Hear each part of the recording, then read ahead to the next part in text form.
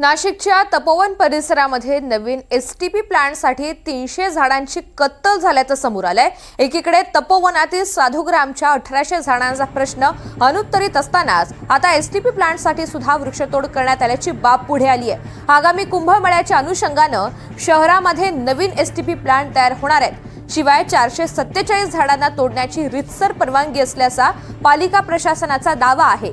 त्यामुळे आता तपोवन परिसरामध्ये उभारला जाणारा हा नवीन एसटीपी प्लांट सध्या वादात सापडलाय।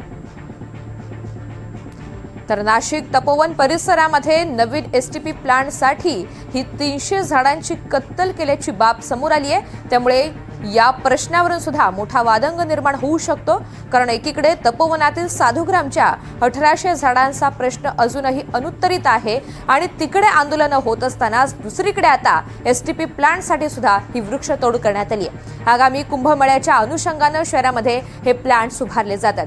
प्रांजल कुलकर्णी आपल्या सोबत आहेत, अधिकची माहिती जाणून घ्यात। प्रांजल, जी झाडांची कत्तल करण्यात आलेली आहे त्या सगळ्या संदर्भात पालिकेचा नेमका काय दावा आहे?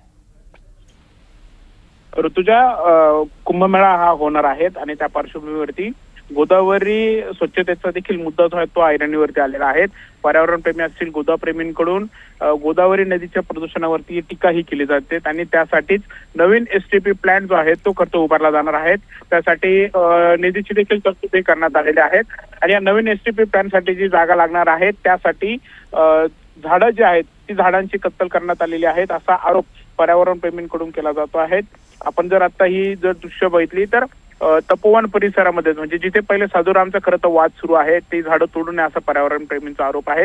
तिथून काही मीटर अंतरावरती हा एसटीपी प्लांट जो आहे तो उभारला जाणार आहे आणि त्यासाठी जवळपास 447 झाडं तोडण्याची परवानगी आमच्याकडे असल्याचा दावा जो आहे तो उद्यान विभाग हा महापालिकेचा करतोय।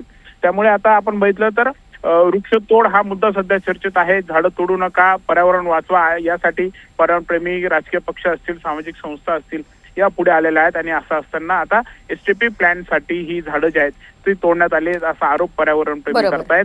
मात्र आपण जर बघितलं तर खरं प्रशासनासमोर हा एक मोठा पेच निर्माण झालेला आहे, कारण एकीकडे विकास कामं ही करायची आहेत, कुंभमेळ्याच्या दृष्टीने कामं करायची आहेत, मात्र त्यासाठी झाडांची कत्तल करू नये असं देखील पर्यावरण प्रेमी हे आरोप करतायत। त्यासाठी आंदोलनही होत आहेत। त्यामुळे एकंदरीतच आता प्रशासनाची पुढची भूमिका नक्की काय असणार आहे, काय नक्की यावरती तोडगा निघतोय हे पाहणं महत्त्वाचं ठरेल।